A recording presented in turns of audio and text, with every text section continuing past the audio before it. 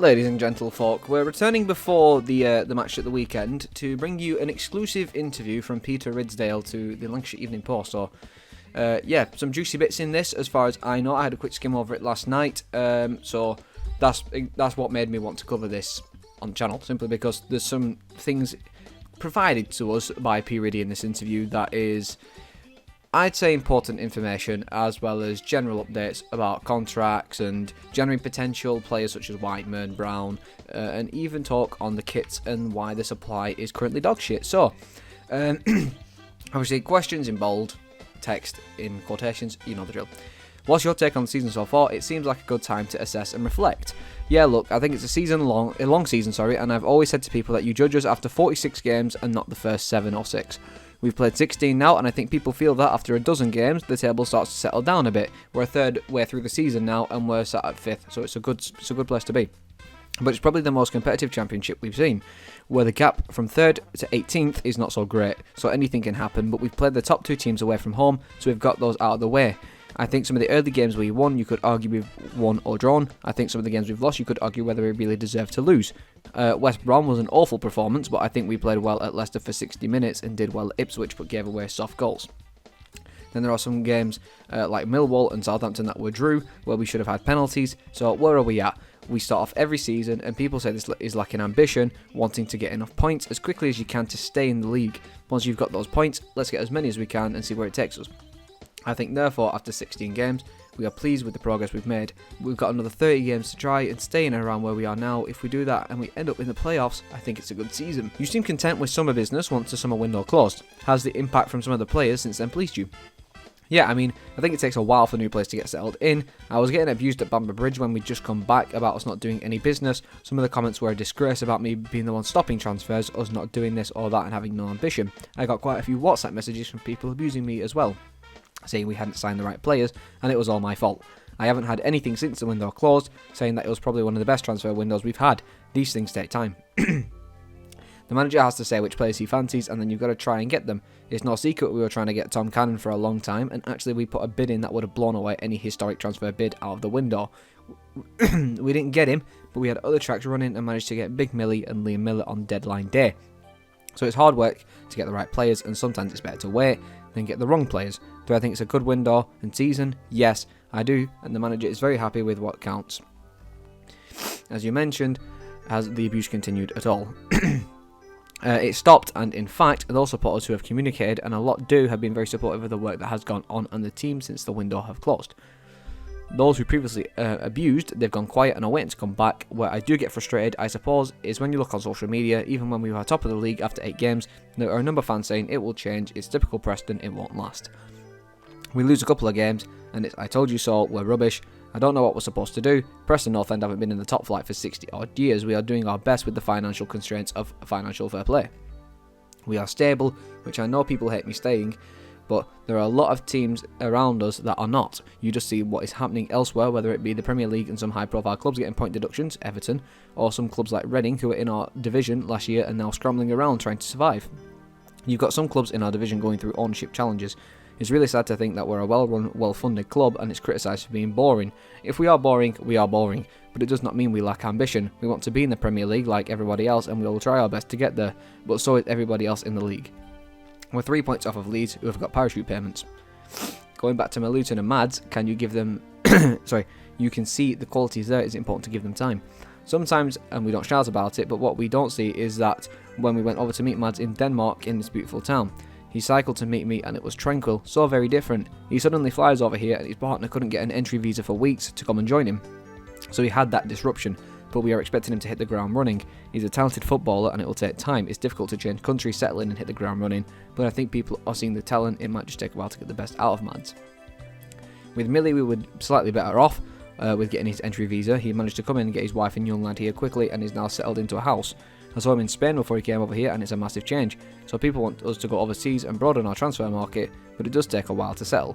Liam Miller came over from Switzerland and is Canadian, but of course he'd been at Liverpool and has more awareness. So if you have this conversation with me at the end of the season, I think it'll be a different one than to now. Do you think there will be deals to do in January? Was the bulk of the work done in the summer? Well, the challenge we face, and I don't think people quite understand it, is we're right up against financial fair play.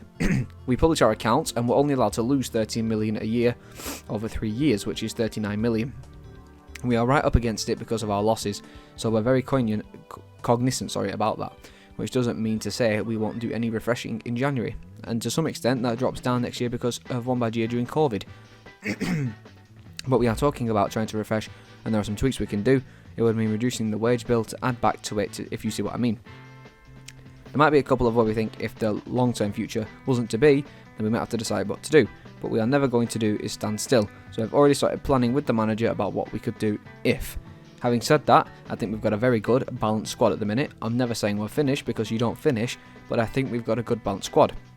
With Emil coming back shortly, there are a couple of other injured players like Ali, who's back any day, Andrew Hughes and Jack Watmore. So we're in decent shape, but we will always look to add and refresh within the parameters if it will improve us. Ryan Lowe really feels the squad has progressed compared to the one he inherited. He labelled it chalk and cheese. Do you share that view? I think the difficulty at any moment in time is that you try and help put the squad together that the manager at the time wants, said Ridsdale. And as you change managers, they've got different perspectives and views on players and playing styles, etc. What I do think is we've got the best balanced squad we've had, and therefore you can say that without being disrupted to any player who's been with us in the past. We've obviously got some exciting talent emerging. Keane Best played 3 times for England under 19s. So we see players emerging and adding to what we've got. There's always Norman Wenny with a real talent in Philip Rodriguez Gentile, who has just signed his pro deal. So we've got everything from experience to an inheritance flavour to young players and 5 strikers, international flavour, which I don't think we've ever had. So do I think we progressed? Yes, I do, and we also do not have a track record of hiring and firing managers. We try not to. Some of the most successful managers in recent English football history have been there for a number of years, whether it be Pep, Jurgen, Arsene, or even Mikel Arteta. There were calls for him to be sacked at one stage. I think we tried to give our managers time. Ryan is coming up to his 2nd anniversary, and we always said to him that this was a project. You're not going to finish it overnight. And as every month passes by, I think he's learning and doing a better job. I know I've said it in the past, but he's a pleasure to work with. He's got the financial parameters within the club, has given the youth chance and other players. So yeah, I think we're progressing well, and I'd like to see him for a number of years in the future because it suggests he's doing a decent job. If he is, and in every window, we will try to improve. Was there any interest surfacing around Philippe? We've had interest in a number of our young lads, including Philippe. To be honest, he was under contract anyway because he's only a first-year scholar. All our scholars have 2 years, and normally we have the options in our favour for a third. But the scholarship is a relatively modest pay rate, and we felt it was important to get him on a pro deal because he'd been in and around the first team on the bench regularly and watching everyone else get paid a lot of money for appearances, which scholars don't get. So we tried to be fair, and his family respected the fact that we were being fair with him. He's a talent. He's a talent. And let's see whether his talent is potentialised with us or elsewhere, but it was the right thing to do. With Keane Best on the England stage, is it on your mind to get a new deal sorted for him soon? Well, we are talking to people all the time, so when people say it's a disaster that you've got X number of people out of contract at the end of the season, Keane has got 18 more months to go, and it's only 4 months ago he signed his last deal. But what is important as people progress, we should make sure that they are rewarded properly within our pay structure, and by definition, young players are at the bottom end of it. So we'll be talking to Keane soon rather than later. Yeah, of course we will, because it will be right to try and move him up the pay scale. There is no urgency, but it's the right thing to do. Going back to Liam Miller, is it a straight loan deal where he can go back to Basel in the summer, Basel, whatever it's called, or are there any options or clauses? It's a straight loan, that's sad. The answer to whether he will go back to that team in the summer depends on what I do between now and next summer. Okay. Do you get the impression he wants to stay in England because he's an exciting player? Well, I get the impression that he loves being at Preston, and if that is the case and there's a deal to be done with Basel, we'll be talking to them. At this stage, I would not presume he's going back to Basel at the end of the season, but there is no deal done yet. He's a good player, a young player, and an international. He's exactly what we want, and people love to see players with pace taking on defenders, and that's exactly what he does. Funnily enough, I think we've got someone on the other side who's one of the best in the division. That's Potts. But he has already... he was here already, and sometimes that's not exciting. Potts has been one of our most consistent players for the last 2 or 3 years, of course, having Brad, Liam, Keane, and if he plays left wing back, Robbie Brady, who is very experienced in any game. Particularly with 5 subs, you need people who can get through the game as a whole. So that's why the squad strength is important and how they've added that to quality. How is Emil Rees? He's good. He should be back in the next couple of weeks. In In 2 or 3 weeks, he should be in full training. We expect him to be back and involved before the end of the calendar year. I was with him yesterday, he's in good shape, saying his knee feels better than it's ever felt. He went back in for a tidy on the operation, which was successful. There was a bit of irritation, which has been solved now, and he says he feels fitter than he's felt for years. So I'm looking forward to seeing him back. Back on the subject of contracts, can you update us on Ben Whiteman? I talk to Ben most days and he loves it here and wants to stay. It's like any negotiation, you start off with a number and it's trying to find whether you can meet somewhere which works for both parties. Do I think there's a good chance of doing that? Sitting here today, I think there's a very good chance, but it's not done yet. Are you keen to get it done before January? There would only be 6 months left and you'd imagine a player of his quality will be in demand. Do I think we'll do it before the end of January? I do. Is there any rush? Not really. It is one of those classic cases where he's contracted until the 30th of June, and if all else fails, he's likely to be here until the 30th of June. And he will put his heart and soul into it, arguably, because if he doesn't sign with us, he's trying to prove to somebody else how good he is, so we get the benefit of that. I'll be surprised if it's not resolved before the end of January. Have you ever had any interest in Ben? Has there ever been a bid? I've had no bids for Ben Whiteman in the last couple of years. Just straight statement. So that denies anything about Watford and other teams from the back end of last season. With Alan Brown, are you confident he will sign on? He has said he's happy to sign. I would be shocked if Alan isn't with us next year. The interesting thing about Alan is that he does not have an agent, so he does it himself, and that you think would make it easier. But if anybody has tried to negotiate with Alan, it doesn't. He wants to stay, and he's made it very clear to every Preston fan that he wants to stay. His performances have been outstanding, which is not very helpful when negotiating with somebody, but helpful for the team. So yeah, I think Alan has made it clear where he wants to be, and I think it's somewhere he will be. How rare is it for a player, an international footballer as well, to not have an agent in this day and age? Very rare, says Ridsdale. Of course, I went over and did his first deal with him in Ireland when he first signed on a couple £100 a week. He's been here for a long time and is part of the furniture. He knows us, we know him, and we've got a good relationship. I suppose his attitude is, what value is an agent going to give me other than taking money off of me? So it is rare, but he's fine and everything is fine. Ryan talks about the competitiveness in training every day. Is there a good mood there at the moment? I think the difficulty is comparing any moment in time from the past to how you feel today. If you had asked me this 18 months ago, I'd said the mood is great, and you can ask me today, I'll say the mood is great. Do I think it's better than the past? I do, and I think the reason for that is I honestly believe everyone in the first team squad at the moment wants the team to do well, even if they are not starting. Sometimes you'll find players who think they'll be in next week if someone doesn't do well, and that can create a bit of tension. At this moment in time, I've probably seen the best spirit I've ever known since we got promoted back in 2015. I think that is good, but you can only remember any moment in time based on what you see. It's tremendous. Ryan comes in with a smile on his face every morning, so do the players, and there's a very good team spirit. What have you made of the support this year? The managers believe it's been brilliant at home this year and away. Well, look, the single biggest issue we faced last year is that our home form was awful. When I say form, certainly results. However good the away following is, it's been outstanding. The fact that is the majority of our fans see home matches more than away. So if you're not winning at home, it's tough for supporters to believe, and obviously they'll get frustrated. This year it's quite the opposite, where we've been getting results at home. Our supporter base, quite rightly, wanting to see winning football and the best for the club. I think it's been reflected in their response to us all, so I think they've been fantastic at home, and the results have assisted in that, I think. The away support is just unbelievable, absolutely unbelievable. Just look at the numbers we took on Wednesday night to Leicester.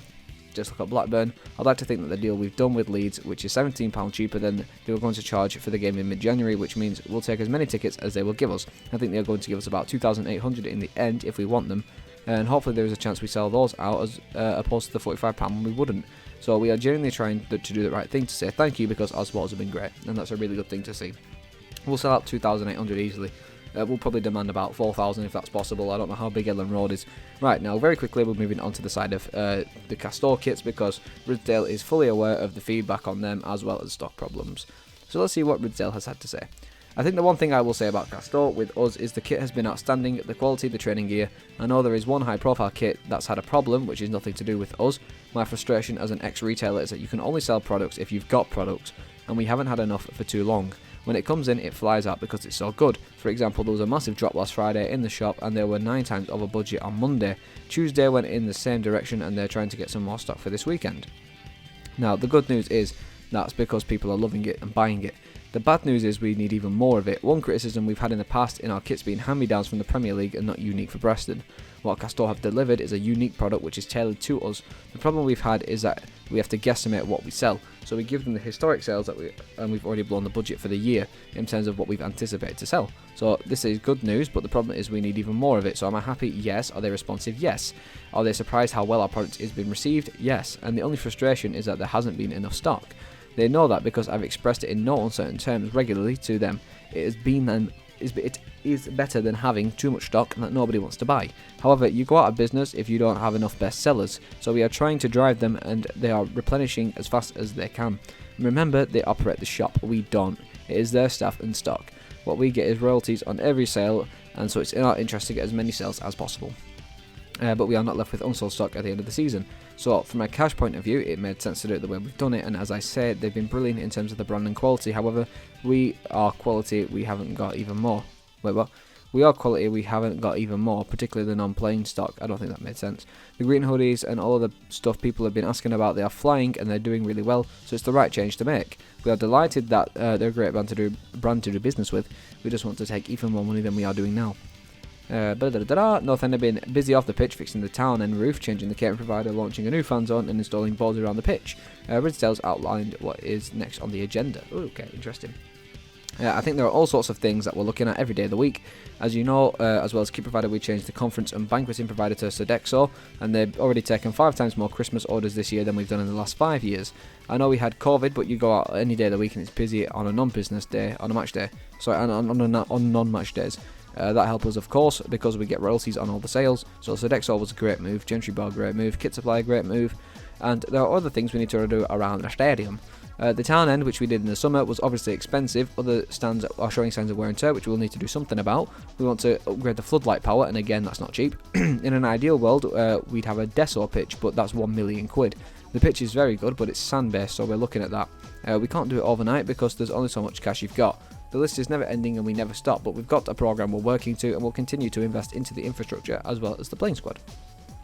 On Deso pitches, for those unaware, Ridsdale added, a Deso pitch is actually a brand, but it's essentially grass which is grown with little plastic pieces which hold the grass in so that it doesn't just pull out. Just about every Premier League club has got it. Some would argue it maybe results in some of the injuries you see take place, but if the boot gets stuck in the grass, then the grass stays in. It's expensive, but it lasts longer, which is why some Premier League clubs can play their ladies' team or rugby league games on the same pitch. You don't see the same wear and tear, so it's aspirational. If you've got the Premier League, so if we get to the Premier League, I think we'd do it anyways. Some clubs in the Championship will have it, particularly if they've been in the Premier League. It is part grass, part artificial, and the artificial is just where the grass is growing around with little plastic holes. That's ideal, so we get down that route if we can, and when we can. So, yeah, interesting bits of words from him regarding, obviously, contracts and all the other interesting stuff. It's nice every now and then to get something like this where Ridsdale will speak out, because one of the best things about Ridsdale is how open he is with supporters and people. You know, just openly taking phone calls and WhatsApp messages from people. He will just actively give out his phone number. It's ridiculous for a man in that position and that power to do that in this day and age, because you know it can lead to so much, and he's fully expected to get loads of fucking shit because that's all he's ever had from a lot of people, but he still goes ahead and does it, and the transparency that he has, you know, him taking all the shit at the same time, is what allows us to get all this feedback into the club at a better rate, in my opinion. I think it's a genius idea that's also a little bit unfair on him, but it is what it is, it's his choice. But yeah, so interesting stuff there, basically telling us not to worry about contracts and all that good stuff, to expect a quieter January because obviously summer was big, but they'll obviously do a bit of refreshing and whatnot, trying to explain to people that financial fair play does exist, and if you breach it like Everton have, you will get point deductions. Obviously with Man City and Chelsea, different story, but that's a Premier League problem, not a Championship problem. Same with the kit supplier explaining that. It probably won't surprise me that he's had complaints and the club shop have had complaints saying that we've got no kits, we want to buy this, Christmas is around the corner. They can't do anything about it, which I have to try and explain to people that I know. They're always like, oh, there's no stock in the club shop. Right, the club shop can't do anything about that. We're relying on Castor to supply us at the end of the day. The reason why we had so much stock when Nike was with us is because they had templates ready to go. They would literally just stamp our badge on it, ship it out the door and shit it into our mailbox. That's all they ever did. They just constantly crapped in our mailbox, and when we opened it in the morning, it would just be a flood of diarrhea on the fucking club shop floor because of how poor the quality of the shit was that we were getting.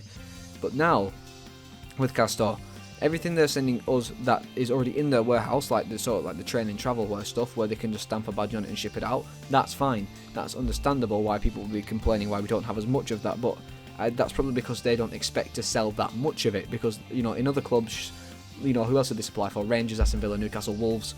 They might not ship all that sort of stuff with those clubs. Obviously, I don't know that. That's just my prediction, my guess. But if that is the case, then there you go. But in terms of the kits, I know that we've had problems with the goalkeeper kits. We've had problems with the kits for kids, and now we're having problems with the third shirt and the away shirt. The only shirt we seem to have in stock all the time is the home shirt. But for every other age range and stuff like that, we are literally running out of shirts. So, again, it is a problem, and I do think for Christmas it is a good idea to just throw a shite ton of it in the club shop, but then again, you've got to think budget. So it's not an easy thing to do, and obviously I understand where he's coming from. Most people probably don't, because most people are ignorant and they'll just go, we want stock. But that's P really trying to do his best to enlighten the situation, as well as other things going on in and around the football club. So yeah, interesting information, like I said, juicy. Going into the match day, in just 2 days we play Cardiff at home. Excited to get back onto Deepdale. It feels like fucking forever. And then we've got Middlesbrough away in the coming week as well. So exciting times, good stuff coming for us. If we get promoted to the Premier League as well, can we just all vote in favour of the Invincibles being renamed to Alan Brown's Invincibles? You know, like you've got the Alan Kelly Townend, Bill Shankly Cop, Sir Tom Finney stand. We want the Alan Brown Invincibles. I think that would be the best way to go, because there's you get your Tom Finney, the original Preston legend, then you've got your Bill Shankly, and you've got Alan Kelly, of course.